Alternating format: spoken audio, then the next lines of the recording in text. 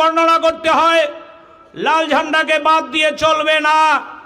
আপনারা জানেন 1947 সালে ভারতবর্ষের স্বাধীনতার পর 1949 হয়ে 1971 ত্রিপুরা রাজ্য ভারতবর্ষের সাথে যুক্ত হওয়া থেকে শুরু করে পূর্ণ রাজ্যের মর্যাদা পাওয়া, আজকে ত্রিপুরা রাজ্যের ওই যে সুন্দর এবং সুদৃশ্য বিধানসভা ভবন, আজকে ত্রিপুরা রাজ্যের উন্নত যে মেডিকেল কলেজ, আজকে ত্রিপুরা রাজ্যের গর্বের যে সূর্যমণি নগরের বিশ্ববিদ্যালয়, আজকের আসাম আগরতলার জাতীয় সড়কের 4 লাইন করার যে প্রকল্প, উন্নত আগরতলার এই যে চেহারা, রবীন্দ্র ভবন থেকে নজরুল কলাক্ষেত্র, নজরুল কলাক্ষেত্র থেকে মহারাজা বীর বিক্রম কলেজের সুদৃশ্য বিল্ডিং, মহারাজা বীর বিক্রম কলেজের সুদৃশ্য বিল্ডিং থেকে পাড়ায় পাড়ায় সুদৃশ্য বিল্ডিং করা স্কুলগুলো, সবগুলোর সাথে লাল ঝান্ডার লড়াই যুক্ত, লাল ঝান্ডার গরিমা যুক্ত। লাল ঝান্ডাকে বাদ দিয়ে ত্রিপুরা রাজ্যের ইতিহাস লেখার কোনো সুযোগ নেই, আগরতলার ইতিহাস লেখার কোনো সুযোগ নেই।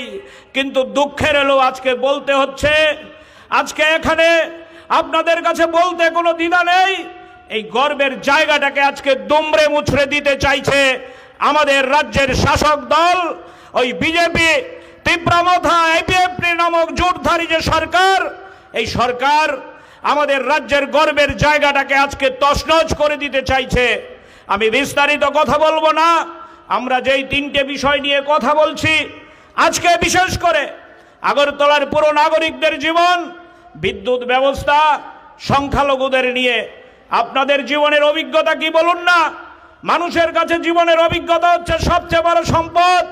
এখানে বসে আছেন 80 বছরের বৃদ্ধ অভিভাবক, ওনার কাছে দাঁড়িয়ে আমার মতো বাচ্চা ছেলে যদি অভিজ্ঞতা শেয়ার করি, মিলবে না। আগরতলার নাগরিক জীবনের অভিজ্ঞতা কি ছিল আগরতলার পুরো জীবন? এই আগরতলা শহরের যে বৃহত্তর পৌর আঙ্গিক ছোট পৌরসভা ছিল, আমরা যখন ছোট ছাত্র আন্দোলন করি 10টা ওয়ার্ড নিয়ে আগরতলা পৌরসভা 35 থেকে 50, 49, আজকে পৌর কর্পোরেশন, ওই সিটি সেন্টারের মধ্যে আগরতলার পুর কর্পোরেশনের অফিস সব বামফ্রন্টের হাত ধরে এক সময়ের আগরতলার ডেপুটি মেয়র এখানে বসে আছেন, আমাদের রাজ্যের পুরো নগর উন্নয়ন মন্ত্রী মানিক দেরা বসে আছেন। তারা নিশ্চয়ই বলবেন কি ছিল আগরতলা শহরের পুরো নাগরিক সেবা। আজকে কোন দশায় দাঁড়িয়েছে?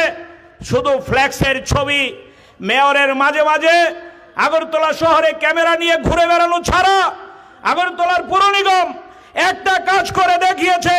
কেউ যদি বলতে পারেন আমরা সিপিআইএম এখানে দাঁড়িয়ে প্রতিবাদ সভা করব না, একটা কোনো উন্নয়নমূলক কাজ নেই গোটা আগরতলা জুড়ে, কিসের কাজ করবে? পুরো নির্বাচনই তো তারা করেনি, মানুষের প্রতি তো তাদের কোনো দায়বদ্ধতা নেই। বিগত যে পুরো নির্বাচন, আপনাদের জীবনের কি অভিজ্ঞতা? কজন লোক ভোট দিতে পেরেছে? লোক ভোট দিতে পারেনি। ওয়ার্ডে ওয়ার্ডে ছাপ্পা ভোট দিয়ে পুরো কর্পোরেশন তৈরি করেছে। ছাপ্পা ভোটের পুরো কর্পোরেশন, ছাপ্পা ভোটের মেয়র, স্বাভাবিকভাবেই জনগণের প্রতি কোনো দায়বদ্ধতা নেই। তাদের একটাই দায়বদ্ধতা, প্রচার, লড়াই করছেন। বিধানসভার পদও রাখতে হবে, মেয়রের পদও রাখতে হবে। ডেপুটি মেয়র ওই এবং মেয়রের মধ্যে ওই সেখানে লড়াই। কার ছবি খবরের কাগজের প্রথম পাতায় থাকবে? কি চলছে আগরতলার পুরো নাগরিক জীবনে?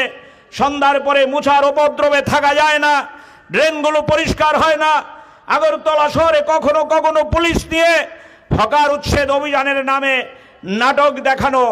আমাদের রাজ্যে বামফ্রন্ট সরকার যখন ছিল, হকারদের জন্য নির্দিষ্ট পরিকল্পনা করেছিল। হকারদের উচ্ছেদ না করে, জায়গা না দিয়ে উচ্ছেদ করা চলবে না, এই নীতিগত সিদ্ধান্ত গ্রহণ করেছিল। আর আজকে হকারদের যখন তখন উচ্ছেদ করে দেওয়া হচ্ছে, গরিব মানুষকে লাঠিপেটা করা হচ্ছে। আমরা রাস্তা বড় হোক, এটা আমরাও চাই, রাস্তা থেকে হকার উঠে যাক, আমরাও চাই, কিন্তু এই গরিব মানুষের পেটে লাথি মেরে না। এক কথায় আজকে পুরো